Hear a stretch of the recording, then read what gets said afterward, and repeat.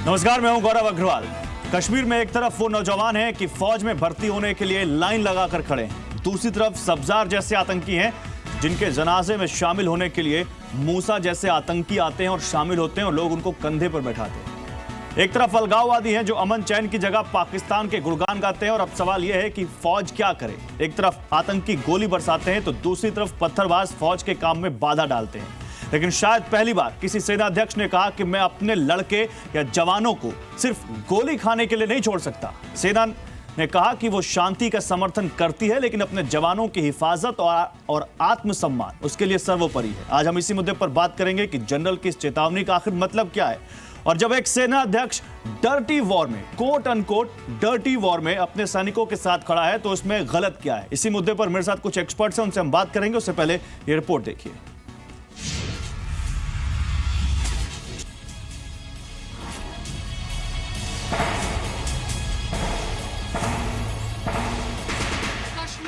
आखिर शांति कैसे आए, ये एक बहुत बड़ा सवाल है। लेकिन इस बार army chief general Bipin Rawat ने दो टूक पत्थरबाजों को चेतावनी देकर कहा है कि सेना अब बर्दाश्त करने के मूड में नहीं है।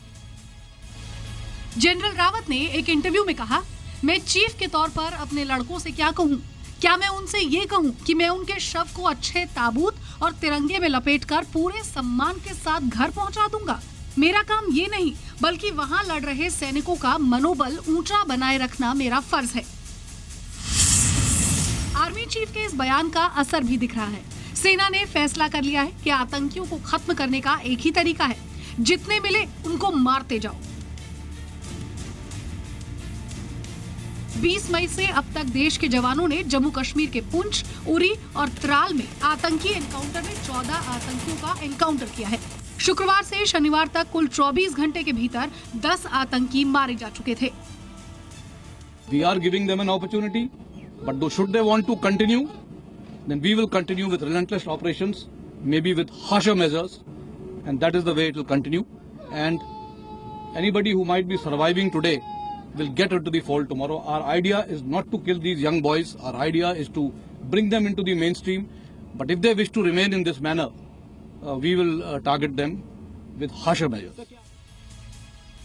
सब्जार अहमद की मौत के बाद अब हिजबुल मुजाहिदीन अपना नया कमांडर रियाज अहमद नाइकू को बना सकता है। पुलिस सूत्रों के मुताबिक नाइकू A++ कैटेगरी का आतंकी है, जिस पर 12 लाख रुपए का इनाम है। साउथ कश्मीर के पुलवामा में अवंतीपुरा का रहने वाला नाइकू सिर्फ 29 साल का है, लेकिन कश्मीर में सक्रिय आतंकियों में सबसे पुराना और पढ़ा लिखा टेररिस्ट है। We have to conduct operations because these are the same people who will then create trouble for the local population, create violence, and our aim is to bring peace and tranquility into the Kashmir Valley. दक्षिण कश्मीर में बनाए गए इस video में एक साथ सबसे ज्यादा 29 आतंकवादी नजर आए। करीब 30 दिन पहले रिलीज हुए इस वीडियो में दिख रहे आतंकियों के हिजबुल मुजाहिदीन से जुड़े होने का दावा किया गया। सेना जल्द उन आतंकियों को इनके अंजाम तक पहुंचाने की कोशिश कर रही है। जाहिर है, सेना को मिल रहे देश भर से समर्थन के बाद अब सवाल उठता है कि फौज आतंकियों को ऑल आउट कब करेगी।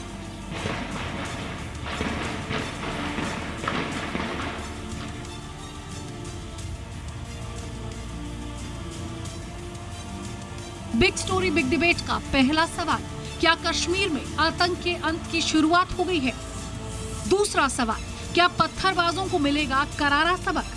तीसरा सवाल, अलगाववादियों के खिलाफ ऑपरेशन ऑल आउट कब? और चौथा सवाल, कश्मीर में आतंकियों की मौत पर मातम क्यों? तो ये वो कुछ सवाल हैं जो अपनी इस डिबेट के दौरान हम उठाएंगे। मेरे साथ कौन है इस पैनल में, पहले मैं आपको वो बता देता हूं। मेरे साथ MS Bitta, chairman all India anti terrorist front, इस डिबेट में शामिल हो रहे हैं। Sudhanshu Mittal, leader BJP, Alok Sharma, leader Congress, इस डिबेट में ज्वाइन करेंगे। रघु मेनन है, manager Amnesty International. Rakesh Sinha है, RSS आइडियोलॉग, थोड़ी देर में ज्वाइन करेंगे। और major general retired Bishambar Dayal हैं, चेयरमैन NCDA और डिफेंस एक्सपर्ट है। इन सब से हम बात करेंगे, लेकिन सबसे पहले MS बिट्टा आपके पास आऊंगा। MS बिट्टा, जब जनरल बिपिन रावत ये कहते हैं कि एक डर्टी वॉर है और इस डर्टी वॉर में अगर सामने से कोई गोली मारे तो मैं बहुत ज्यादा खुश होऊंगा उसका जवाब देने में, बजाय मेरे सैनिकों के ऊपर पेट्रोल बम और पत्थरों से हमला करने के। तो इस चेतावनी का क्या मतलब निकालते हैं MS बिट्टा आप? और जो लोग कह रहे हैं कि कैसे मेजर गोगोई को जनरल बिपिन रावत बैक कर सकते हैं, उनके लिए आपके पास क्या जवाब है?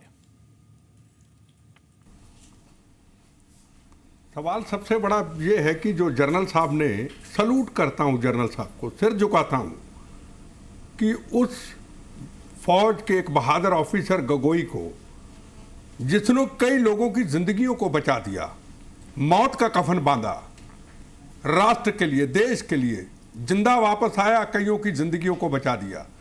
हमें उम्मीद नहीं थी, जिस तरीके से शोर मच रहा था कश्मीर सरकार की तरफ से, महबूबा मुफ्ती की तरफ से शोर मच रहा था। क्या शोर मच रहा था कि ह्यूमन राइट का उल्लंघन है। उमर अब्दुल्ला कहता ह्यूमन राइट का उल्लंघन है।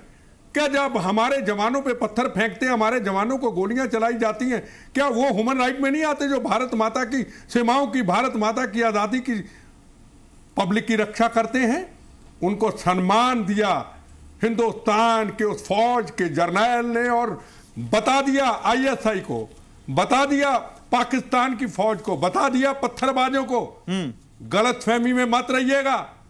अगर हमारे जवान लड़ने के लिए तैयार हैं, मरने के लिए तैयार हैं, और राष्ट्र के लिए, जो राष्ट्र को बचाने की बात करते हैं, बहनों के सुहागों को बचाने की बात करते हैं, उनको हम मान सम्मान देंगे।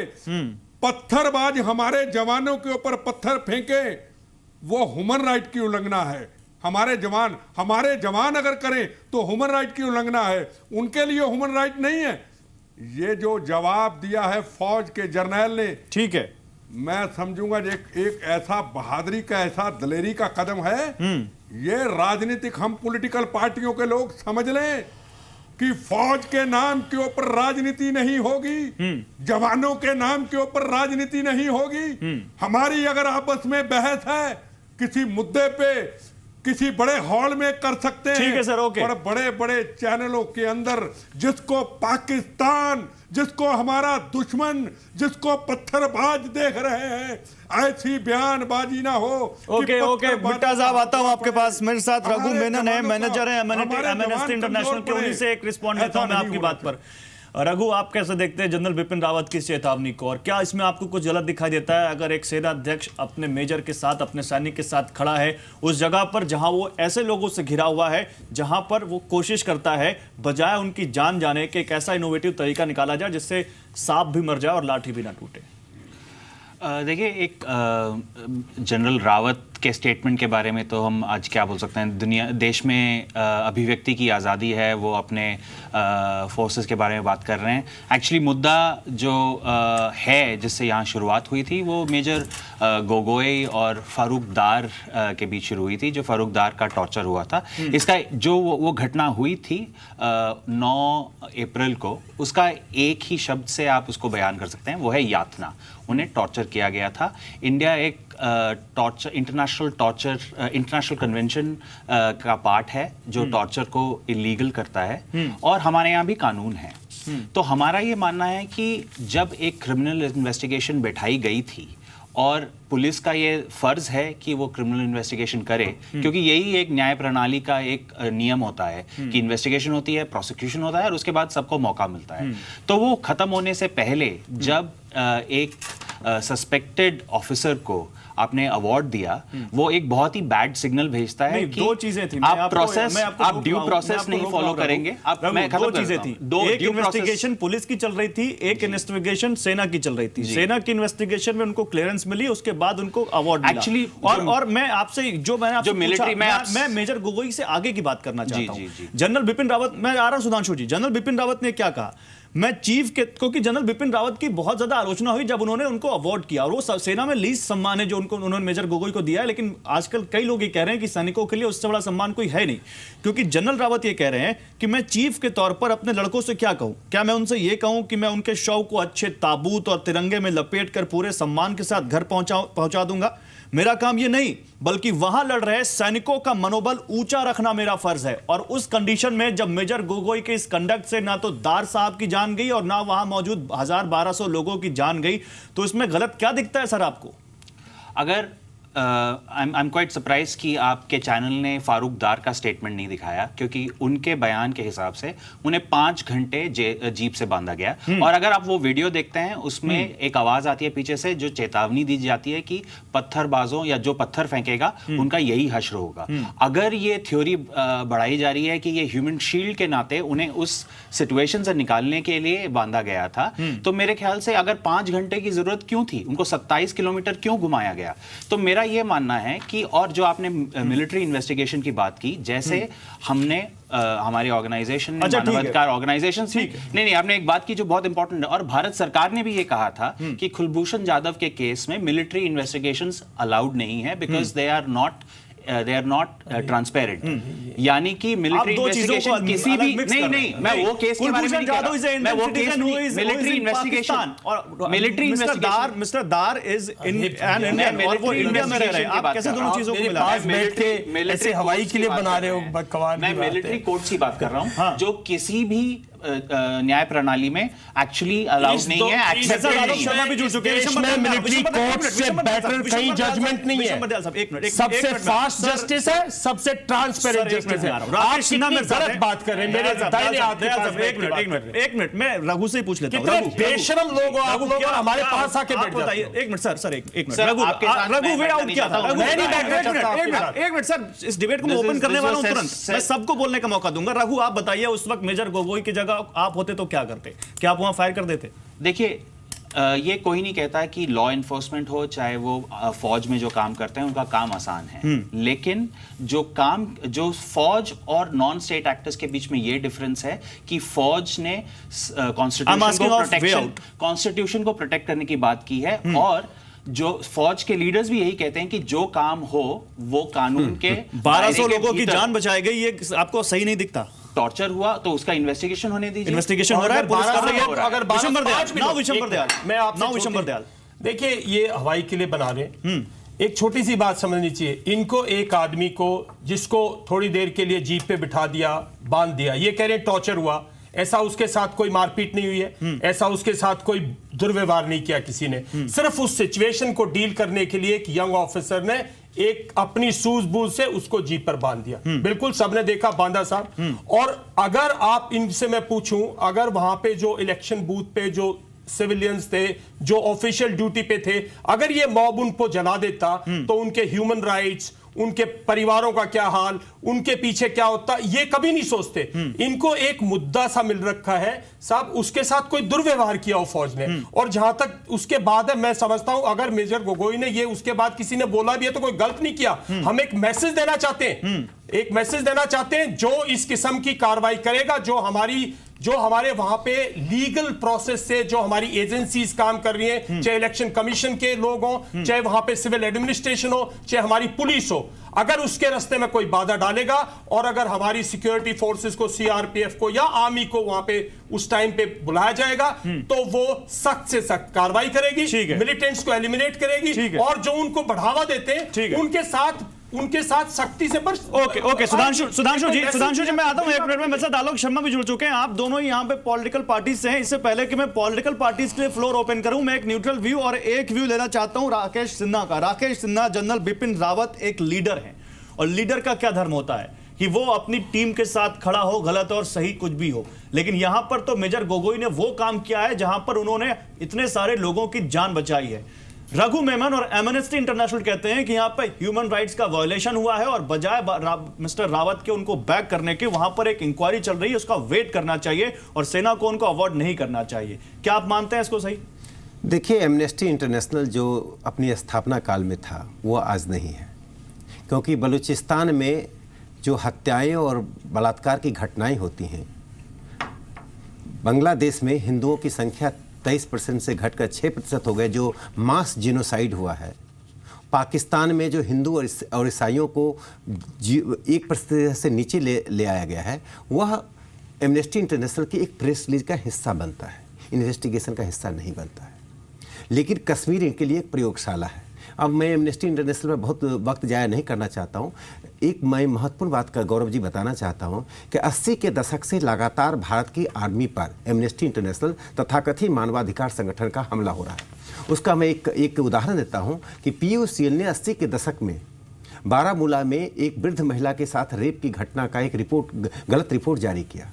पहली बार भारत के इतिहास में या दुनिया के इतिहास में एक आर्मी को सिविलियन की कमेटी बनाकर जांच करानी पड़ी। वीजी वर्गीस जो मानवाधिकार के सबसे जाने माने प्रमाणिक व्यक्ति थे, जिनके धर्म आस्था सबको देख ले तो जो आज का डिस्कोर्स है उससे अलग बैठते हैं, उन्होंने आर्मी को क्लीन चिट दिया। लेकिन उस रिपोर्ट को पाकिस्तान के प्रतिनिधि ने संयुक्त राष्ट्र संघ में दुरुपयोग किया भारत की सेना के खिलाफ, भारत के खिलाफ। दूसरी बात मैं कहना चाहता हूं, बिपिन रावत ने वह ऐतिहासिक काम किया जिसने सेना के टूटते हुए मनोबल को जोड़ा। मैं रघु जी से पूछना चाहता हूं कि आप अपने बच्चे को, अपने आप को, अपने पिता को उस भारत की सेना में भर्ती करा के कश्मीर की घाटी में पोस्टिंग करा लीजिए। मेडिकल रिपोर्ट आया है, उस व्यक्ति के साथ कोई टॉर्चर नहीं हुआ है। आप मेडिकल रिपोर्ट को नहीं झुठला सकते हैं। क्या टॉर्चर हुआ है? एमनेस्टी इंटरनेशनल ने क्या मेडिकल रिपोर्ट की जांच की है? एक मिनट में आ रहा हूं। कोई जब उस व्यक्ति के साथ टॉर्चर नहीं हो, उस व्यक्ति को यूज किया गया है पत्थर फेंकने वालों को रोकने के लिए। मैं कहता हूं कश्मीर की घाटी में जो लोग पत्थर फेंकते हैं वह आतंकवादी है और उन पत्थर फेंकने वालों का जवाब सीधे बुलेट है। ठीक है, मैं आता हूं आलोक शर्मा और सुधांशु मित्तल, आप दोनों के पास आ रहा हूं। आलोक शर्मा पहले आपसे, सुधांशु मित्तल मैं चाहता हूं बाद में आप सरकार का पक्ष लूं, क्योंकि विपक्षी पार्टी का क्या रुख है यह भी जानना जरूरी है। आलोक शर्मा, जनरल बिपिन रावत के इस बयान पर कांग्रेस पार्टी का क्या पक्ष है? क्या जनरल बिपिन रावत के इस स्टेटमेंट का कांग्रेस समर्थन करती है, और क्या जो सवाल उठा रहे हैं लोग उनसे कांग्रेस अपने आप को अलग खड़ा करती है, या कांग्रेस भी उसी जमात में शामिल करती है अपने आप को? देखिए, मैं समझता हूं सेना का मनोबल बना रहे। सेना जो भी जिस तरह से जांबाजी के साथ काम कर रही है, कांग्रेस पार्टी पूरी तरह से उनके साथ खड़ी है। विपिन रावत जी का जो भी स्टेटमेंट आया है, जिस भी रूप में लोग ले रहे हों, कांग्रेस पार्टी विपिन रावत जी के साथ खड़ी हुई है। हम उन लोगों के साथ नहीं हैं जो यहाँ स्टूडियो में बैठकर बड़ी बड़ी बातें कर रहे हैं कि साहब ह्यूमन राइट्स और तमाम तरह की बातें। एक बार अगर वो जाएं और अगर 10 साल पहले पंजाबी बाग में जो कश्मीरी पंडितों का कैंप था उसको अगर एक बार देख के आते तो शायद हमारे जो ये यहाँ पर साथी बैठे हुए हैं इतनी बड़ी बड़ी बातें नहीं करते। लेकिन फिर भी आज मूल सवाल ये है कि क्या एक पत्थरबाज को जीप के बांध के हमने क्या उस मुद्दे के ऊपर पूरी तरह से काबू पा लिया? क्या विपिन रावत जी ने जो स्टेटमेंट दी उससे हमारे जवानों की शहादत रुक गई? क्या हम एक अलीब तरह के राष्ट्रवाद को तो जन्म नहीं दे रहे हैं? देखिए, इस मुद्दे पे तुम बात भी नहीं कर रहे कि पत्थरबाजों की समस्या निपट गई कि नहीं निपट गई। हम बात कर रहे हैं कि जनरल बिपिन रावत और मेजर गोगोई जो कर रहे हैं उस पे आपका समर्थन है कि नहीं? लेकिन केंद्र सरकार का जो दोहरा रवैया है गौरव जी, इसमें वो दोहरा रवैया ये है कि सुप्रीम कोर्ट ने एक निर्णय दिया कि जो भी इस तरह की घटनाएं होंगी उसमें सेना के जवानों के ऊपर केस चलेगा, और बीजेपी की सरकार जो है उसने होठ सील रखे हैं, पट्टी बांध रखी है। चलिए ठीक है, मैं अब इसी सवाल को लेकर जाता हूं। सुधांशु मित्तल, बहुत इंपॉर्टेंट मुद्दा है। आपने सवाल पूछा, हमारे साथी बैठे हैं वो उत्तर देंगे कि आप हमें केवल ये बता दीजिए कि क्या कोई जवान अब गोली मारने से पहले 4 बार सोचेगा नहीं कि साहब मेरे खिलाफ तो 302 की FIR हो जाएगी? और ये जो राष्ट्रवादी तथाकथित राष्ट्रवादी पार्टी केंद्र में सरकार चला रही है ये चुपचाप बैठी है, ये उत्तर क्यों नहीं दे रही? चलिए उत्तर दीजिए सुधांशु मित्तल। तथाकथित राष्ट्रवादी पार्टी जो है आपकी, वो जो सरकार चला रही है, वो इसके बारे में जवाब दे कि जो सैनिक है उनके ऊपर कंट्रोल कैसे होगा? गौरव जी, बड़ा दुख होता है कि नेशनल चैनल पे आके कांग्रेस घड़ियाली आंसू बहाए और झूठ बोले। आलोक जी को नहीं पता तो मैं बतला देता हूँ। सुप्रीम कोर्ट ने जो निर्णय लिया कि हर मौत के बाद FIR रजिस्टर होगी और उसकी जांच होगी लोकल पुलिस द्वारा, उसको भाजपा की सरकार ने चैलेंज करा, दोबारा रिव्यू पिटीशन फाइल करी और रिव्यू पिटीशन जो है सुप्रीम कोर्ट ने डिसमिस करी है। तो ये कहना कि हम लोग हाथ पे हाथ धर के बैठे हुए, मुझे लगता है कम से कम तथ्यों के ज्ञान से आप इस तरह की भाषा बोल के जो सेना का ये मनोबल है उसको ना गिराएं। मैं उत्तर दूं? आपकी दोहरी बातचीत हर एक कोई जानता है। अच्छा, उत्तर बाद में दीजिएगा, मैं अपना बात खत्म कर लूं। मैं अपनी बात खत्म। गौरव जी, मुख्य मूल प्रश्न दूसरा है। अभी मैं मेनन साहब को, रघु मेनन साहब को सुन रहा था, मुझे उल्टी आती है इन जैसे लोगों की बात सुन के। शायद कानून का भी इनको अंदाजा नहीं। ये कानून की दुहाई देने वाले कानून के बारे में इतने अनभिज्ञ हो जाएंगे, मैं तो कभी कल्पना ही नहीं कर सकता। मैं इनको 96 और 97 जो अनुच्छेद है इंडियन पीनल कोड का, वो जरा पढ़ के सुना देता हूं। और फिर रघु बतलाएं कि क्या ये बोल रहे हैं और क्या इनको शर्म नहीं आती, ये क्या बोलते हैं। अब सुनिए क्या कहता है। 96 कहता है three things done in private defence, nothing is an offence which is done in the exercise of right of private defence. दूसरा 97 क्या कहता है, वो कहता है right of private defence of the body end of property.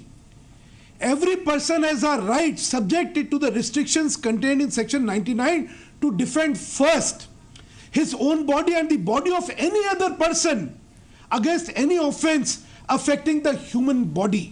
आगे क्या कहता है? The property whether movable or immovable of himself or of any other person. देखिए ये 96, 97 और 100 तो यहां तक राइट देता है कि राइट टू प्राइवेट डिफेंस में अगर आप मार भी देंगे तो you are well within your rights. और उसके बाद सुप्रीम कोर्ट ने इसकी परिभाषा को और एक्सपैंड कर दिया अपने जजमेंट में। जहां हिंदुस्तान का ये कानून है वहां ये छदम ढोंगी। नहीं, आपने सुना नहीं सुधांशु जी, वो कह रहे हैं जनरल बिपिन रावत की बात पे तो वो टाल गया, उन्होंने कुछ कहा ही नहीं। वो कह रहे हैं कि मेजर गोगोई ने जो किया वो फारूक अहमद डार जिस शख्स को जीप से बांधा उसके मानवाधिकारों का उल्लंघन था।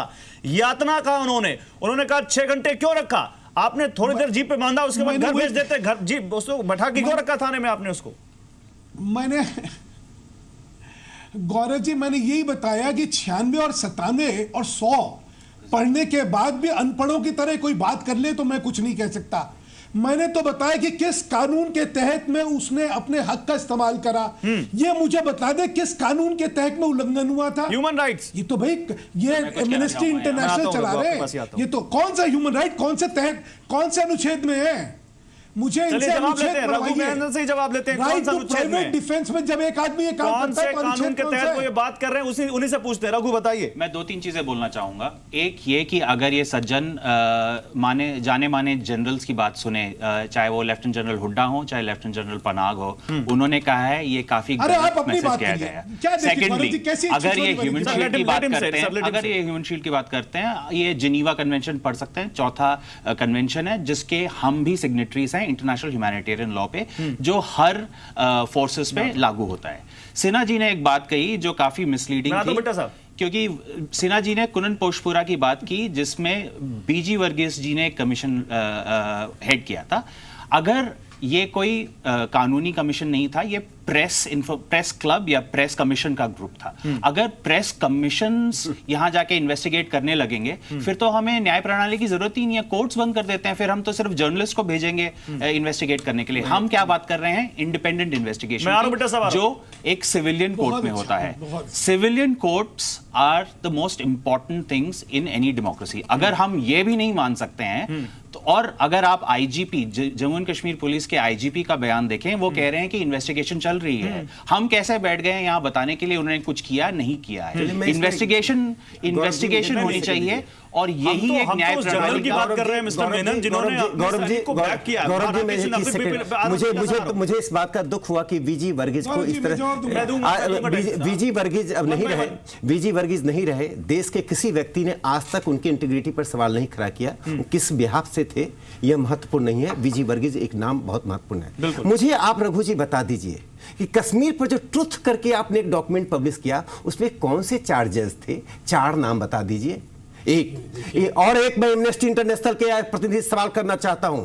एमनेस्टी इंटरनेशनल में किसका पैसा लगा है? आप जवाब दीजिए। ईरानी खान जो बांग्लादेश से थी, सेक्रेटरी जनरल थी, उनको क्यों हटाया गया? मुंह बंद रखने के लिए 80 लाख डॉलर या 8 लाख डॉलर मेरे पास है, डॉक्यूमेंट है। उनको क्या पे ऑफ दिया गया है? एमनेस्टी इंटरनेशनल में किसका पैसा लगा है? मैं ये उसके प्रतिनिधि बन के बैठे हुए ना। एमनेस्टी एक मिनट, इनकी लोकस स्टैंडर्ड यहाँ पर यह है कि एमनेस्टी इंटरनेशनल के प्रतिनिधि बन के आए हैं। एमनेस्टी इंटरनेशनल की कोई लोकस स्टैंडर्ड नहीं है। आप मुझे बता दीजिए कश्मीर पर जो रिपोर्ट आई है, ट्रुथ जो आई है, उस पर 4 लोगों का नाम बताइए जो थे। आपने वीजी वर्गीज को गलत कहा, आपकी रिपोर्ट का क्या आधार है? ये तो फिर गौरव, ये फिर मुद्दे से भटकाएंगे। देखो ये तो यहाँ बैठे इसलिए हैं। नहीं, उन्होंने एक सवाल उठाया है, मैं चाहूंगा उसका जवाब देना चाहिए, क्योंकि वो एक जेनेवा कन्वेंशन को यहाँ कोट कर रहे हैं। वो जेनेवा कन्वेंशन जो कहीं ना कहीं बहुत सुपीरियरिटी के समझा जाता है, कहा जाता है इससे कोई भी देश अलग नहीं हो सकता। मैं सुधांशु मित्तल टाइम दे रहा हूं आपको, मैं आपको सुधांशु मित्तल टाइम दे रहा हूं 1 मिनट, लेकिन उससे पहले बिट्टा साहब कुछ बोल रहे हैं, फिर यहां पर विशंबर दयाल साहब, फिर आता हूं आपके पास। पहले बिट्टा साहब, मैं आ रहा हूं आलोक शर्मा आपके पास भी।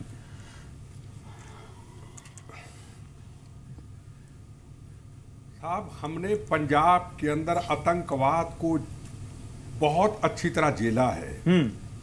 26/11 की घटना, पार्लियामेंट की घटना, जयपुर के अंदर एक दिन के अंदर 120 बेगुनाह लोग मारे जाने, हमने और घटनाएं देखी हैं।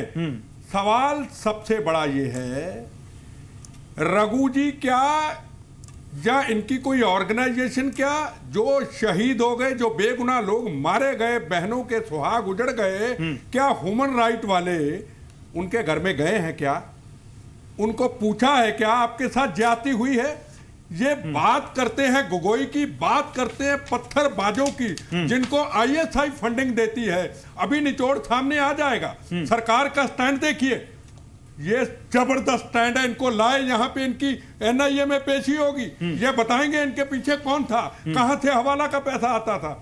और मैं आपको भी कहना चाहूंगा, प्लीज कांग्रेस और बीजेपी में आज लड़ाई मत कराइए। आलोक शर्मा जी अच्छा बोले हैं, रावत जी के लिए तो बोले हैं, सुधाचू जी अच्छा बोले हैं तो बोले हैं। प्लीज इस लड़ाई को कांग्रेस और बीजेपी के लड़ाई ना कराइए। अब लड़ाई जो है सर, लड़ाई तो कश्मीर में हो रही है। लड़ाई तो कश्मीर में हो रही है आतंकवाद के खिलाफ। लड़ाई तो पत्थरबाजों के खिलाफ हो रही है, और हम चाहते हैं हम सब मिलकर लड़ाई को लड़ें। लेकिन बजाय इसके लड़ाई में शामिल होने के जब लोग राजनीति करें तो क्या करेंगे? ये कह दिया, मेरी बात सुनिए, मेरी बात सुनिए, मेरी बात। अगर आलोक जी ने कह दिया रावत जी का स्टैंड ठीक है, पत्थरबाजों के खिलाफ है, रघु जी के खिलाफ बोल दिया कि ये गलत है, तो हमको इकट्ठे होने दीजिए ना। बिल्कुल इकट्ठा होना चाहिए सर, लेकिन फिर वो जवाब चाहते हैं केंद्र सरकार से, फिर वो जवाब चाहते हैं बीजेपी से, तो जवाब तो देना पड़ेगा ना सर। लेकिन मैं आपकी बात का सम्मान करता हूं, और मैं इस बात को बिल्कुल आपकी बात को आगे बढ़ाते हुए कहता हूं आज कि नहीं, राजनीति मत करिए इस पे, बीजेपी कांग्रेस लड़ाई मत करिए। मैं आपकी बात को आगे बढ़ाता हूं, मैं आपकी बात को आगे बढ़ाता हूं, और लड़ाई नहीं होगी इस पंद्रह में आप बोलता हूं। नहीं, आपको मेरी बात सुननी पड़ेगी। मैं सुन रहा हूं, आपको एक लफ्ज सुनना पड़ेगा। पंजाब के अंदर लड़ाई लड़ी, Congress, BJP, CPM, CPI, RSS, Akali Dal को रिश्ता लड़ाई लड़ी, आतंकवाद समाप्त हुआ। सारी पॉलिटिकल पार्टी, बिल्कुल, और इसमें भी सारी पॉलिटिकल पार्टियों को साथ आना चाहिए। विशंबर दयाल कुछ कहना चाह रहे हैं, विशंबर दयाल की बात सुन लेते हैं बेटा साहब, विशंबर दयाल साहब की बात सुन लेते हैं दयाल साहब, उसके बाद मैं आता हूं आपके पास आलोक शर्मा। देखिए गौरव, मैं 3-4 मुद्दे की बात करना चाहता हूं। पहली बात तो ये, इन्होंने जेनेवा कन्वेंशन की बात की है। जेनेवा कन्वेंशन एक conventional war, second world war में जो कन्वेंशनल मेथड्स ऑफ वॉर थे, उसके ऊपर जेनेवा कन्वेंशन में तमाम कंट्रीज एग्रीड है, और भारत भी उसका सिग्नेटरी है। ठीक है। लेकिन उस टाइम पे इस किस्म की डर्टी वॉरफेयर जो है वो शायद लोगों ने इमेजिन नहीं की थी। अगर ये लोग इतने बहादुर है एम्नेस्टी इंटरनेशनल वाले, तो जेनेवा कन्वेंशन में सबसे बड़ी वायलेशन तो ये है कि mother of all bombs America ने अफगानिस्तान में गिरा दिया, एक ऐसे इलाके में जो कि किसी भी तरह से वॉर जोन डिक्लेयर नहीं किया, किसी ने दूसरे की जमीन थी। ठीक है, पहली बात तो मैं इनको बताना चाहता हूं कि जेनेवा कन्वेंशन को ठीक से पढ़ें, उसकी ठीक इंप्लीमेंटेशन है, किस हालात में जेनेवा कन्वेंशन की इससे ताल्लुक लेते हैं। दूसरी बात, मैं सबसे बड़े मुद्दे पर आना चाहता हूं कि जो आज सेना चीफ ने बोला है, सेना चीफ ने वो बोला है जो कि हर सेना चीफ को, हर सैनिक कमांडर को बोलना चाहिए। इस देश की सेना 3 चीजों पर लड़ती है। सबसे बड़ी चीज हमारे पास है मोरल, दूसरी हमारे पास है पैट्रियोटिज्म, और तीसरी हमारे पास है ट्रेनिंग। और ये तीनों चीजें हमारे सैनिक को इस दुनिया का एक अद्भुत सैनिक बनाती हैं, हमारी मिलिट्री लीडरशिप को स्टैंड आउट करवाती हैं।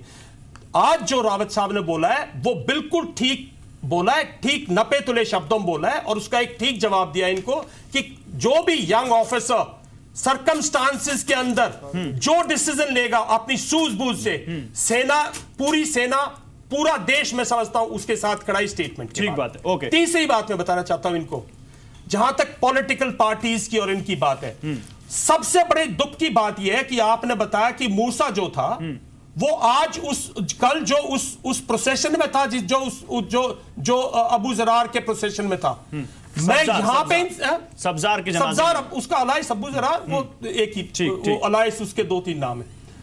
देखिए साहब उसका आना, मैं परसों भी मेन चैनल पे मैं जी न्यूज पे बोल के गया था कि इस प्रोसेशन को पॉलिटिकल पार्टी, यहां मैं नहीं पूछना चाहता कि ये किसकी, सेना अपनी कार्रवाई करेगी, सिक्योरिटी फोर्सेस आर्मी कार्रवाई वेल ट्रेन्ड है, उनके पास अच्छी लीडरशिप है, उसके साथ अपना मिक्सअप मत कीजिएगा। अगर पॉलिटिकल पार्टीज को कोई मैसेज देना था तो पॉलिटिकल पार्टीज के एक्टिविस्ट को, पॉलिटिकल पार्टीज के वर्कर, ये साउथ कश्मीर है, पीडीपी का गढ़ है, यहां से मुफ्ती साहब का गढ़ है ये, उस गढ़ में अगर इतने लोग आते हैं और मूसा ओपनली आता है तो मैं समझता हूं कहीं ना कहीं हमारी जो पॉलिटिकल विल है वो लेकर कल उसको अरेस्ट करना चाहिए था साहब। इनके पास पहले से इंटेलिजेंसीज की प्रॉपर रिपोर्ट होनी चाहिए थी। He should have been arrested। ठीक है, सुधांशु मित्तल जवाब दीजिए। आलोक शर्मा आ रहा हूं आपका। सुधांशु मित्तल जवाब दीजिए, आपसे कुछ सवाल पूछे गए और आप जिनेवा कन्वेंशन पर भी बोल रहे थे, मैं बोलूंगा। मैं सबसे पहले जनीवा कन्वेंशन, हिंदुस्तान जो है वो चलता है हिंदुस्तान के संविधान पे। ये जो किताब है ना, ये इस किताब पे चलता है और इस किताब पे मान्यता दी जाती है आईपीसी और सीआरपीसी को। और मैंने अभी आपके सामने आईपीसी पढ़ के सुनाया 96, 97 और 100। और इस कानून के तहत सेना के जवानों ने या मेजर साहब ने जो करा वो बिल्कुल कानूनी है, ये स्पष्ट है। अब इन्होंने मेरी बात का तो जवाब दिया नहीं, मेनन साहब ने, इनके तो सूंघ गई, इनके तो होश उड़ गए। फिर उन्होंने कहा जनीवा कन्वेंशन। जी, जनीवा कन्वेंशन, जनीवा कन्वेंशन क्या था? वो था कि दो देशों में जब कॉन्फ्लिक्ट जोन होता है और फौजें लड़ती हैं तो एक फौज की दूसरे फौज के प्रति क्या क्या राइट्स होंगे और क्या क्या रिस्पॉन्सिबिलिटी होंगी, या दूसरे देश के निहत्ती जनता के साथ फौज कैसे बर्ताव करेगी। जो फौज इंटरनल सिक्योरिटी के काम में लगी है वो जनीवा कन्वेंशन से कवर्ड नहीं है। कम से कम यहां बैठ के भ्रांतियां ना फैलाएं, झूठ ना, ये भी गलत है। आपके झूठ से मैंने कहा ये भी गलत है। इंटरनेशनल ह्यूमैनिटेरियन लॉ, आपका जो रूप दिखता है वो एक दानव का रूप दिखता है जो देश के खिलाफ काम करने में लगा हुआ है झूठ बोल के। डोंट बी पर्सनल, वो कह रहे हैं आप पर्सनल कमेंट मत करिए, आप बताइए, आप खत्म कर लेने दीजिए। अच्छा चलिए पर्सनल छोड़ देते हैं, छोड़िए मुद्दे। Thank you. तो मुद्दे पे है कि आज जो व्यक्ति हिंदुस्तान के कानून के उल्लंघन का समर्थन दे और हिंदुस्तान के कानून के तहत अपने राइट्स के एक्सरसाइज में जो फौज करे उसकी भर्त्सना करे, उसको आप देशभक्त कहेंगे? ठीक है सुधांशु जी, ओके ओके, मैं रघु मेनन से रिप्लाई लेता हूं, लेकिन पहले आलोक शर्मा कुछ बोल रहे हैं। आलोक शर्मा, आखिरी चीज, आखिरी अच्छा कंप्लीट कीजिए। आखिरी चीज, ये लोग जो हैं ये देश के खिलाफ दूसरे लोगों के इशारे पे करते हैं।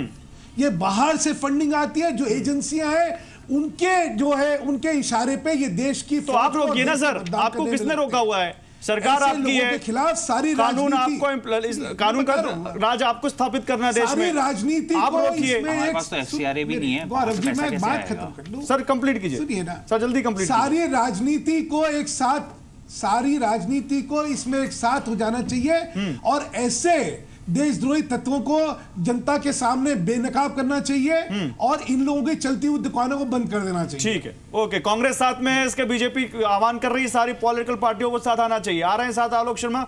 देखिए, मैं समझता हूं सभी साथ हैं और बीजेपी को आह्वान करने की जरूरत नहीं है। बीजेपी तो सबसे फिसड्डी है इस काम में। बीजेपी से पूछिए ना, अभी 3 दिन पहले बिट्टा साहब कह रहे राजनीति मत करिए, फिर वो बोल देंगे आप सुन लीजिए ना साहब, एक थोड़ा सा सुनिए ना साहब। धारा 370 और 35A के ऊपर बीजेपी की जो जम्मू कश्मीर की सरकार है वहां पर उसका क्या स्टैंड है, बिट्टा साहब को भी थोड़ा सा सुनना होगा इस बारे में। उन्होंने कहा हम तो धारा 370 और 35A को बचाने के लिए यहाँ पर पूरी तरह से कृतज्ञ हैं और पूरे देश को राष्ट्रवाद का पाठ पढ़ाते हैं। ये कहते हैं साहब हमने तो सुप्रीम कोर्ट में रिव्यू पिटीशन डाली थी, रिव्यू पिटीशन सुप्रीम कोर्ट ने डिनाई कर दी, तो हम यहाँ पर हाथ पे हाथ रख के नहीं बैठे हैं, हम तो जलीकट्टू पे काम कर रहे हैं। जलीकट्टू पे तो ऑर्डिनेंस लाएंगे, लेकिन आर्मी के जवानों पर केस चलेगा उसके लिए ऑर्डिनेंस हम नहीं लाएंगे। मर जवान मर किसान का नारा देकर तो आएंगे, लेकिन 700 पत्थरबाजों को ईद से पहले दिन छोड़ देंगे। कांग्रेस पार्टी जिनको कहती थी टेररिस्ट हैं, तो आप क्या चाहते हैं पत्थरबाजों के साथ क्या होना चाहिए? साहब ये तो कह रहे हैं कि वो मिसगाइडेड। आलोक शर्मा जी, आप क्या चाहते हैं? आप बताइए, पत्थरबाजों को नहीं छोड़ना चाहिए था?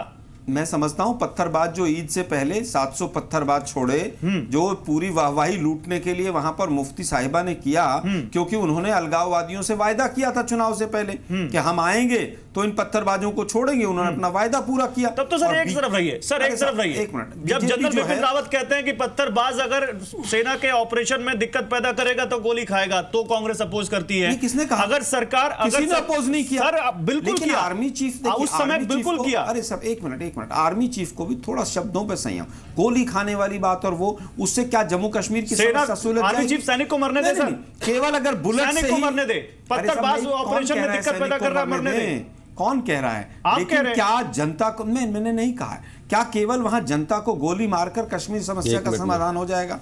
3 साल में क्या समाधान निकल गया?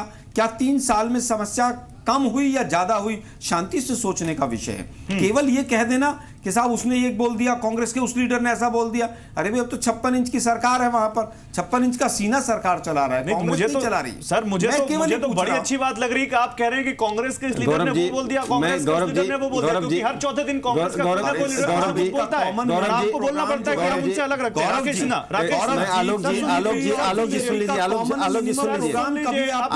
सुन लीजिए, उसमें क्या लिखा हुआ है? आर्मी चीफ की क्या हैसियत होती है मैं बताता हूं। सुन लीजिए, हम टेररिस्ट से बात करेंगे, जनरल टेररिस्ट हैं, जनरल जे सिंह ने मिनिमम प्रोग्राम इनका कह रहा है। सुन तो लीजिए, ठीक है, मैं उस पर सुधांशु मित्तल से जवाब ले लूंगा। कॉमन मिनिमम प्रोग्राम पे सुधांशु मित्तल जवाब देंगे। राकेश सिन्हा कुछ कहना चाह रहे, सुन लिया आपने, दोनों बात कह दी, चला जा रहा है, ना इधर की ना उधर की आप है, दोनों बात कह देते हैं। मैं एक बात सुन लीजिए, नहीं है हमें आपसे पार्ट नहीं। जनरल जे सिंह जी ने तत्कालीन डिफेंस मिनिस्टर प्रणब मुखर्जी को जो पत्र लिखा पढ़ लीजिए।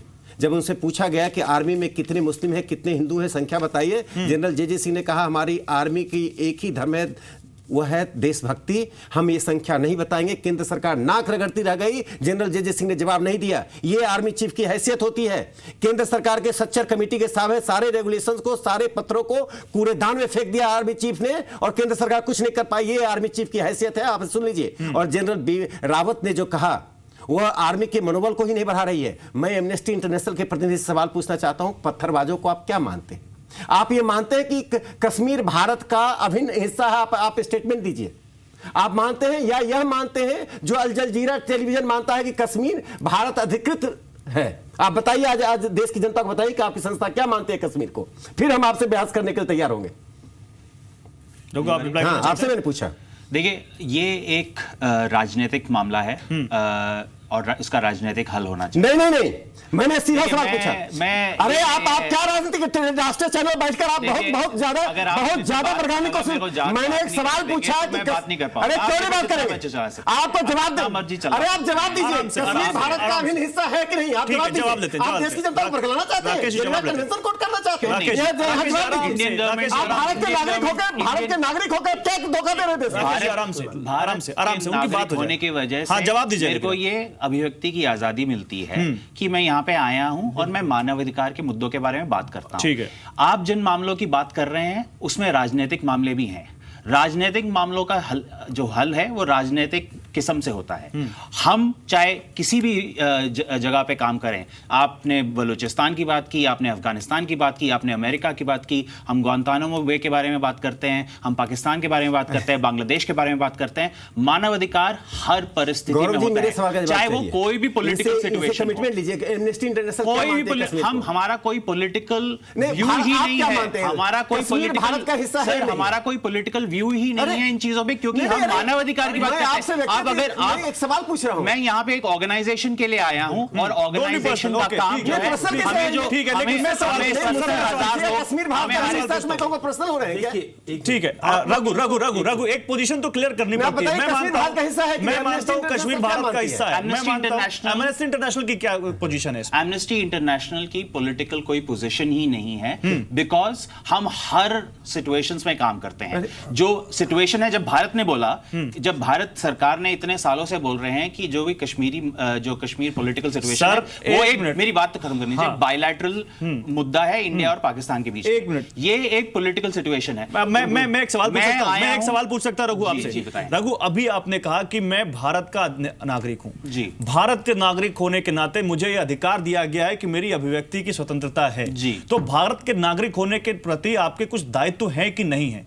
कुछ राइट्स के साथ साथ जो ड्यूटीज आती है कि नहीं दिया गया है वही हमारे दायित्व में है। कॉन्स्टिट्यूशन, जब भारत के सरकार की एक अधिकृत लाइन है कि कश्मीर भारत का हिस्सा है, और वो पॉलिटिकल पार्टी नहीं, भारत की चुनी हुई सरकार की लाइन है, राज्य की नहीं, चुनी हुई सरकार केंद्र की लाइन का ये हिस्सा है, फेडरल स्ट्रक्चर की ये लाइन है कि कश्मीर भारत का हिस्सा है, तो फिर आप उससे अलग लाइन क्यों लेते हैं? कहां बोल रहे हैं किसी से अलग है?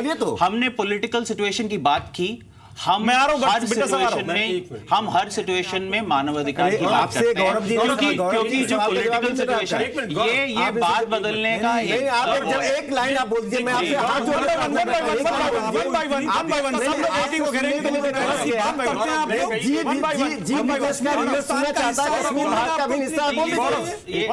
गौरव क्या बोल रहे हैं आलोक शर्मा?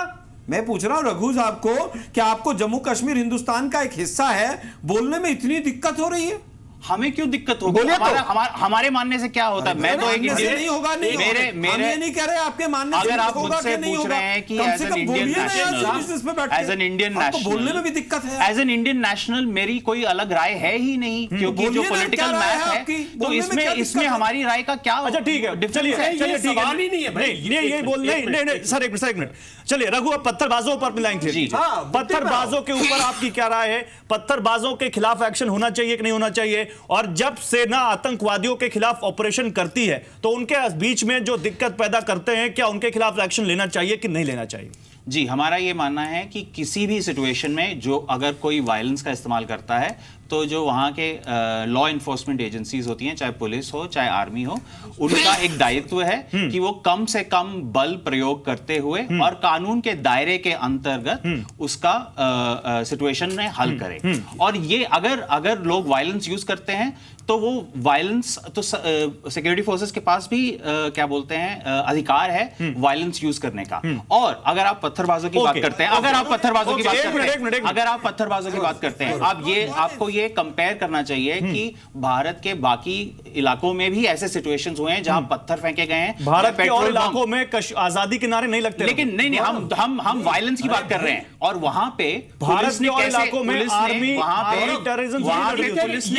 पे पुलिस ने कैसे सिचुएशन हैंडल की। और ये डिफरेंस देखिए, हम यही कह रहे हैं कि अगर कोई वायलेशन होता है तो उसकी एक न्यायिक जांच। सर एक मिनट, मैं एक सवाल रघु से ले लूं। ये वही बात कह रहे हैं, चलिए बोलिए, आप बोलिए। ये कह रहे हैं भाई वायलेंस नहीं, भाई मेजर गोगोई ने कोई वायलेंस इस्तेमाल नहीं की। मेजर गोगोई ने इंडिविजुअल पे किसी किस्म का कोई अत्याचार नहीं क्या करेंगे? उन्होंने तो एक उस मौके पर कम से कम जो लोग वहां ड्यूटी पे थे उनकी जान बचाने के लिए अगर वो मारे जाते और वहां पे फायर होता और वहां पे किसी के साथ जबरदस्ती कुछ किया जाता, किसी को जला दिया जाता, मेजर गोगोई ने वही किया जो आप कह रहे हैं। उस सिचुएशन में उन्होंने किसी किस्म की वायलेंस नहीं की। उस एक आदमी को सिर्फ जीत पे बिठाया, उसको कोई बॉडी हार्म नहीं है, उसको किसी किस्म की कोई परेशानी नहीं है, ठीक है। सिर्फ परेशानी आपको है। मैं अब दूसरे मुद्दे पे आना चाहता हूं। इनकी जो परेशानी है वो परेशानी सिंपल है। जो लोग ये भी मानने पर कहते हैं कि ये बायलेटरल है, इंडिया का एक इंटीग्रल पार्ट है complete Jammu and Kashmir PoK, और वो 1947 18 अगस्त का जो एक्सेशन डॉक्यूमेंट है उसको पढ़ें। उसके बाद उस पर कोई बायलेटरल कोई ट्राइलेटरल वो नहीं है, यूनिलेटरल है। हमारा यूनिलेटरल ये है कि भाई ये हमारा हिस्सा है, क्योंकि हमें मिला, हमारी आजादी का अंग है। जम्मू एंड कश्मीर में उनकी भी बात नहीं मानता जो कहते हैं कि वो पहले महाराजा ने खरीद लिया था। जम्मू एंड कश्मीर सदियों से भारत का हिस्सा है और वो भारत का हिस्सा है। दूसरी बात मैं कहना जल्दी कंप्लीट कीजिए। जो यूनिलेटरल एजेंडा इन लोगों को क्वेश्चन करना चाहिए वो 1947 से पाकिस्तान का यूनिलेटरल हिस्सा है कि कश्मीरियों को डराया जाए, कश्मीरी जनता के अंदर उग्रवादी, आतंकवादी और बहशी लोग भेजकर कश्मीर जनता शरीफ है उसको डराया जाए। इस पूरे मुद्दे में कोई 10-12% लोग हैं जो उनके साथ है। 90% लोग को तो 10% लोग बोलने ही नहीं देते। जो 2014 का इलेक्शन है उसमें जैसे लोग बढ़ चढ़ कर आए। दूसरा सवाल लेके जाता हूं, एमनेस्टी इंटरनेशनल को उससे कुछ मैं सुधांशु मित्तल के पास दूसरा सवाल लेके जाता हूं। सुधांशु मित्तल, एमनेस्टी इंटरनेशनल की क्या पोजीशन है? उससे ज्यादा गंभीर एक सवाल है, और सवाल यह है कि जम्मू कश्मीर की क्या स्थिति है। एमनेस्टी इंटरनेशनल की क्या पोजीशन है, यह ज्यादा मायने नहीं रखता। मायने रखता है कि कश्मीर में क्या स्थिति है, और आज जो स्थिति है उसमें दिखता है कि कहीं ना कहीं कश्मीर में स्थिति ठीक नहीं है। आर्मी चीफ को अपने लोगों को बैक करना चाहिए। आर्मी चीफ बहुत अच्छा काम कर रहे हैं, आर्मी बहुत अच्छा काम कर रही है, लेकिन अगर हम इन टोटलिटी देखें तो कश्मीर में स्थिति वर्स्ट है। सर, आपकी सरकार है वहां पर, केंद्र में भी आपकी सरकार है, स्थिति क्यों नहीं संभल रही है? गौरव जी, बस एक आखिरी में जो एमनेस्टी इंटरनेशनल को बतला दूं, क्योंकि ये किसी भी देश के जो संविधान है उसको मानते तो होंगे मेरे को लगता है, और कम से कम जम्मू कश्मीर के संविधान को तो जरूर मानते होंगे। उसके संविधान का प्रियम्बल एक बार पढ़ के सुना देता हूं इनको, फिर इनको शायद होश आ जाए कि ये बोलते क्या है। वो कहते हैं having solemnly resolved in pursuance of the accession of the state। एक सेकंड सर, जल्दी कंप्लीट कीजिए, मैं तो चाह रहा हूं मुद्दे पे आइए, आप बता दीजिए उनका सार क्या है। Which took place on the 28th day of 47, the existing relationship of state with Union of India as an integral part thereof and to secure to ourselves। Okay, ये कॉन्स्टिट्यूशन कहता है जम्मू कश्मीर का कि they are an integral part of India. ये कौन debate कर रहा है? उसके बाद आप कहते हैं ये पॉलिटिकल क्वेश्चन है। Are you out of your mind? ये डिबेट कौन कर रहा है? Mind when you say that, जब हम राजनीतिक दल थोड़े ही हैं। आपने कहा सर कश्मीर की स्थिति पे, कश्मीर की स्थिति पे आइए, कश्मीर की स्थिति पे एमनेस्टी इंटरनेशनल क्या कर रहा है वो हमने बता दिया बहुत देर से। मुद्दे पे आते हैं। गौरव जी छोड़ दीजिए ना, इनका ये इररिलेवेंट लोग हैं, इनके बारे में बात नहीं करनी। That is what I am saying कि आप उस पे क्यों आ रहे हैं, आप इस पे आइए ना। बड़ी स्पष्ट है। हाँ चलिए, मैं एग्जैक्टली गौरव जी बड़ी स्पष्टता से मैं कहना चाहता हूं कि हर सरकार पहले वार्ता की कोशिश करती है, समझदारी से कैसे लोगों को समझाया जा सके, एक लॉन्ग रोप देती है, कोशिश करती है कि संवाद और संवेदनशीलता से शायद किसी समस्या का समाधान हो जाएगा। लेकिन जब समस्याओं का समाधान नहीं होता है तो फिर कुछ और करना पड़ता है। और आज हम जहां खड़े हुए हैं, मैं जिम्मेदारी से आपके सामने ये कहना चाहता हूं कि एक डॉक्ट्रिन है सो फार एंड नो मोर। बहुत हुआ, बहुत कोशिश करी, हम पे कोई लांछन नहीं लगा सकता कि हमने कोशिश नहीं करी। हमने हर तरह से समझाने की कोशिश करी, रेस्ट्रेंट होके हमने सहनशीलता दिखाई, हमने अपने को रोका कि शायद हमें वो सख्त कदम ना उठाने पड़े जो कि अगर मजबूरी हो तो उठाने पड़ेंगे। और मैं आज जिम्मेदारी से कहना चाहता हूं कि अब वो सीमा का उल्लंघन इन लोगों ने कर लिया। ठीक है, अब सीमा के उल्लंघन के बाद सरकार क्या करने वाली है अगले 10-15 दिन में आपने देखेंगे। आज तो पहली चीज चालू हुई है, एनआईए ने इनके 3 जनों को बुला के टेररिस्ट फंडिंग के लिए इनकी पूछताछ चालू कर दी है। अब आगे आगे क्या क्या कौन कौन सी एजेंसी, ठीक है, आलोक शर्मा फिर इसकी चर्चा करेंगे तो अच्छा। ओके, आलोक शर्मा, देखिए मैं समझता हूं कि भारतीय जनता पार्टी के 2 लोग सबसे बड़े रहे हैं जिन्होंने जम्मू कश्मीर के ऊपर कोई सकारात्मक बात की है। एक तो बार बार ये लोग कहते हैं श्यामा प्रसाद मुखर्जी जी के बारे में, उनका कहना था कि 2 निशान और 2 विधान नहीं होने चाहिए। आज इनकी सरकार 2 निशान और 2 विधान के साथ वहां बैठी है। दूसरा, एक घिनौना राजनीतिक अवसरवाद जो पीडीपी के साथ रहा, ये वही महबूबा मुफ्ती हैं जिनको अटल बिहारी वाजपेयी जी ने अपनी सभा में मंच पे नहीं चढ़ने दिया। और ये भाजपा जो है आज पीडीपी के चरणों में लोटपोट है और उन्हीं के साथ उनको मुख्यमंत्री बनाकर आगे चल रहे हैं। ये अच्छी बात है कि बीजेपी के हमारे बड़े भाई ने अपने आप को असफल मान लिया है कि आप असफल हो गए। सर ये अपॉर्चुनिटीज़म आपको मतलब नहीं दिखता जब आप नेशनल कॉन्फ्रेंस के खिलाफ बयानबाजी करते हैं और उन्हीं से गठबंधन करते हैं। देखिए मैं समझता हूं अगर कोई गलत बात हो तो उसको गलत बात का कहना चाहिए, और अगर गठबंधन में भी कोई गलत चीज रही हो तो हमने सरकार भी छोड़ी है, आपको याद होगा अमरनाथ यात्रा के समय पर हमने सरकार छोड़ दी थी, हमारे मुख्यमंत्री ने रिजाइन कर दिया था। इनके यहाँ पर एक कांस्टेबल ने भी रिजाइन किया हो तो मुझे बता दीजिए। हजारों अमरनाथ यात्रा में गौरव जी हमारे मुख्यमंत्री ने रिजाइन कर दिया था कि हिंदुओं के साथ ठीक नहीं हो रहा है। लेकिन आज पूछना चाहता हूं अमरनाथ यात्रा का जो बिट्टा साहब, अब देखिए, आप कह रहे थे पॉलिटिक्स मत करो। एनआईए की बात की कि साहब एनआईए वहां पर जांच कर रही है। एनआईए सर समय कम है, समय कम है। एनआईए ने एक स्टिंग ऑपरेशन देखा एक टीवी चैनल का कि सरकार तो सो रही है, सरकार को जम्मू कश्मीर को चला अच्छा विशंबर दयाल साहब आइए, देखिए one by one Bharatiya Janata party ने पहुंचाया है। देखिए कुछ 1500 परिवार वहां श्रीनगर पहुंच गए थे, वो भी वापस आ गए हैं जम्मू में। और राष्ट्रवाद आप लोग फिर मुद्दे से भटका रहे हो इस देश को। देखिए, सेना और सिक्योरिटी फोर्सेस अपना काम बखूबी से करेंगी अगले 3-4 महीने में। मेरी सिर्फ आपसे यही रिक्वेस्ट है कि पॉलिटिकल एनवायरनमेंट के लिए तो पॉलिटिकल पार्टी जिम्मेवार है ना।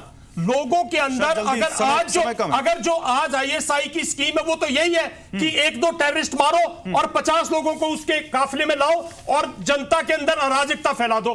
साहब, पॉलिटिकल पार्टीज अगर बात नहीं करना चाहती मत कीजिएगा आप, लेकिन बैक चैनल से अपने एक्टिविस्ट को, जो आपकी सरकार है, जो जम्मू कश्मीर में आपके नेता बैठे हैं, डिप्टी चीफ मिनिस्टर सब, उनको साहब आप झोंकिए, वो लोग पॉलिटिकल एक्टिविटी को जनरेट करें, कांग्रेस भी जनरेट करें। हम पॉलिटिकल वर्कर्स देखना चाहते हैं against stone pelters, against people those who are coming in काफिलास। पॉलिटिकल वर्कर झंडे लेकर क्यों नहीं गए वहां उनका मुर्दाबाद लगाने के लिए? आपको सिक्योरिटी फोर्सेस सिक्योरिटी कवर देंगी 4-5 महीने में, मैं अश्योर करता हूं। ठीक है, ओके बिट्टा साहब, जल्दी से आएगी, कंडूसिव एनवायरनमेंट होगा, लेकिन आप पॉलिटिकली फिर फेल होंगे। बिट्टा साहब, आप तो कह रहे थे पॉलिटिक्स मत करवाइए, मैंने तो कहा दोनों साथ आइए, यहां पर पॉलिटिक्स अपने आप हो गई। तो पॉलिटिक्स की वजह से भी बेड़ा गर्क हो रहा है सर। कम से कम आपकी बात तो समझे ये लोग। देखो अभी दयाल साहब का बहुत बड़ा एक्सपीरियंस है, फौज में रहे हैं, जर्नल रहे हैं, बहुत बड़ा एक्सपीरियंस है। जल्दी सर, उन्होंने 3-4 महीने कहे कि 3-4 महीने में पता चलेगा, उनका बहुत बड़ा एक्सपीरियंस है। और सुधाचू जी ने कहा 15 दिन, तो कहीं ना कहीं एक शुरुआत तो है। जो फौज के जर्नल ने कहा उसके बहुत महीने बड़े मतलब हैं और उनके साथ हमें सहमत होना चाहिए। ठीक है। दूसरी बात मैं आपको कहूंगा, बार बार आप ये क्यों पूछते हैं, ये रघु जी को क्या कश्मीर हिंदुस्तान का हिस्सा है? हमें नहीं ये चीज पूछनी चाहिए, हिंदुस्तान का हिस्सा है कश्मीर। नहीं, हम हिंदुस्तान का हिस्सा रहेगा। हम ये नहीं पूछते कि ये ह्यूमन राइट वाले मैंने पहली बार देखे। हाँ। ये कौन सी ऑर्गेनाइजेशन के हैं?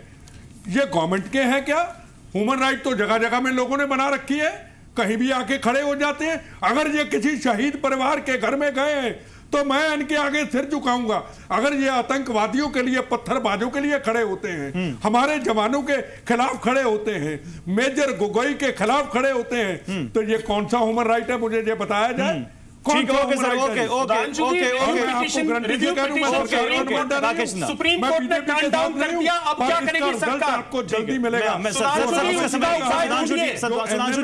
पूछने का वक्त नहीं। राकेश सिन्हा, ओके राकेश सिन्हा, मैं एक ही बात कहूंगा कि भारत की सेना सक्षम है और सक्षमता के साथ सेना सक्षम है। राकेश जी, सुन लीजिए, आप सुनिए आलोक जी, आप पाकिस्तान पीपुल्स पार्टी का जो एजेंडा है कश्मीर में डेमोक्रेटिक प्रोसेस सबोटाज हो जाए, वो काम मत कीजिए। वहाँ पीडीपी, कांग्रेस, एनसी और बीजेपी का झगड़ा नहीं है, वहाँ झगड़ा आतंकवादी, अलगाववादियों से है। आप घुमा फिरा कर वही पाकिस्तान पीपुल्स पार्टी के एजेंडे में पहुंच जाते हैं। सोनिया जी को समझाइए कि पाकिस्तान पीपुल्स पार्टी नहीं है, इंडियन नेशनल कांग्रेस है। इंडियन नेशनल कांग्रेस को इंडियन नेशनल कांग्रेस रखने दीजिए। बिट्टा साहब आपकी पार्टी से जुड़े रहे, बिट्टा साहब का तो सम्मान कर लीजिए। अरे आतंकवाद से पीड़ित बिट्टा साहब आपके सामने है, आप नहीं है, आप नहीं है, सोनिया गांधी नहीं है। ये राजनीति करने आती है। कांग्रेस कश्मीर का एक इंच भूमि के लिए हम बलिदान देंगे, मुखर्जी की तरह बलिदान देते रहेंगे। हमें चिंता नहीं है। आतंकवादियों ने सऊदी अरबिया के धन पर चलने वाली संस्था के ऊपर हमारी चिंता नहीं है। क्यों जा रहे हैं हम दूसरे मुद्दे पे क्यों जा रहे हैं? आलोक जी, आप पर्सनल क्यों हो जा रहे हैं? मैं फाइनल कमेंट दे रहा था कि जनरल बिपिन रावत के इस बयान से कितना मनोबल मिलता है? क्या बात कर जनरल बिपिन रावत के इस बयान से कितना मनोबल मिलता है? राकेश, जनरल बिपिन रावत के इस बयान से कितना मनोबल मिलता है? जनरल बिपिन रावत के इस बयान से कितना मनोबल मिलता है? सेना का मनोबल बढ़ा है। बिपिन रावत अभिनंदन के पात्र हैं, जिन्होंने सार्वजनिक रूप से ये घोषणा किया कि हमारी सेना की जीवन की कीमत है। ओके रघु, मेरे पास समय नहीं है, मैं लास्ट कमेंट आपसे ले रहा हूं, लेकिन एक स्टैंड क्लियर कीजिए। आपको ह्यूमैनिटेरियन ग्राउंड पे वहां पर एक उस शख्स के जिसको जीप से बांधा गया उसके ह्यूमन राइट्स दिखते हैं आपको? उस सैनिक के ह्यूमन राइट दिखते हैं जिसके ऊपर पेट्रोल बम से हमला हो रहा है? उस सैनिक के ह्यूमन राइट्स दिखते हैं जो अपने घर परिवार को छोड़कर वहां देश की रक्षा कर रहा था कि हम और आप यहां चैन से इस डिबेट को कर सकें या सो सकें अपने घरों में? दिखते हैं आपको? जी बिल्कुल, क्योंकि हमने जैसे पहले भी कहा, पेट्रोल पंप से हमला हुआ, पहले भी कहा क्या करना चाहिए? जैसे मैंने पहले भी कहा कि ये जो काम करते हैं सैनिक, चाहे वो पुलिस के हों चाहे वो आर्मी के हों, ये कोई आसान काम नहीं है, और ये समझ के ही ये लीडर्स भी ये काम चुनते हैं। हमारा ये कहना है, आपको उनके मानवाधिकार है, और उनके पास पेट्रोल पंप से हमला होता है तो उनको क्या करना चाहिए सर? क्योंकि उनके पास उनके रूल्स ऑफ एंगेजमेंट हैं, जिन पे उन्हें बताया गया है कि अगर उन पे हमला हो तो वो किस तरह उसको रोकेंगे और किस तरह उसको काउंटर करेंगे। मेजर गोगोई को सुना आपने? उन्होंने कहा कि आपने फारूक दर को सुना? फारूक दर और यही हम कह रहे हैं, हमारा मानना यही है, हमारा अगर हमें ये बताने देंगे, हमारा यही मानना है कि अगर कोई एलिगेशंस हैं तो उसका एक न्यायिक जांच हो जो सिविलियन कोर्ट में होता है, जैसे होना चाहिए, जैसे और वो हो रही है। यही खूबसूरती इस डेमोक्रेसी की, और चल रही है। और जब तक वो नहीं आएगी, अभी से पोजीशन क्यों क्लियर कर दी कि आर्मी ने सही नहीं किया? इंक्वायरी भी गलत है, क्या बात करते हो? हमने वो पोजीशन इंक्वायरी गलत है। मैं अगर वहां पे होता हूं, इंक्वायरी नहीं होती। अगर मैं उसका सीईओ होता, उसकी कोर्ट ऑफ इंक्वायरी ऑर्डर नहीं होने देता, मैं आपको बताऊं। पुलिस इन्वेस्टिगेशन का इंतजार कर रहे हैं। उसने उसको मारा नहीं, पीटा नहीं, उसको लेके और जीप पे बिठा दिया। कमाल है, 2 रस्सी बांध दी, वो तोड़ के भाग सकता था। वो तो कोई साहब ये कह रहे हैं कि वो पत्थरबाज है। नहीं, और फारूक दर ये कह रहे हैं कि वो वोट डालने गए थे। क्यों हो रही है? नहीं, वो वोट डालने गए थे। वोट डालने गए थे। फारूक दर कह रहे हैं कि वो किसी के जनाजे में शामिल होने जा रहे थे, वोट डाल के वापस जा रहे थे, वो वोट डाल के वापस जा रहे थे और उनको 5 घंटे बांधा गया। ये उनका बयान जनाजा दिखता है, और अगर ये 200 आदमी मर जाते तो इनका जनाजा नहीं था। क्या बात करते हो? ये तो बातें, वो जनाजे में जा रहे थे, वो बारात में जा रहे थे, ये सब बात की बातें। दूर दृष्टि से लिया गया वो निर्णय था। वो एक ऐसा पता लगेगा, 20 आदमी लेके गया। ठीक है, ओके, समय खत्म, यहाँ बैठ के बातें कर रहे हैं। समय खत्म हो गया। बहुत शुक्रिया आप सभी लोगों का। मानवाधिकार पे बहस तब हो जब वो देश की रक्षा और देश की संप्रभुता के सामने क्वेश्चन चिन्ह न लगाए। जहां बात देश की आती है, जहां बात सेना की आती है, और जब इस तरीके से जब किसी का खून न बहे, एक प्रॉब्लम का सलूशन ढूंढा जाए, तो शायद मानवाधिकार वालों को भी अपने सोचने के तरीके में कुछ इनोवेटिव तरीके अपनाने चाहिए, जैसे मेजर गोगोई ने अपनाए। बिग स्टोरी बिग डिबेट में आज बस इतना ही। नमस्कार।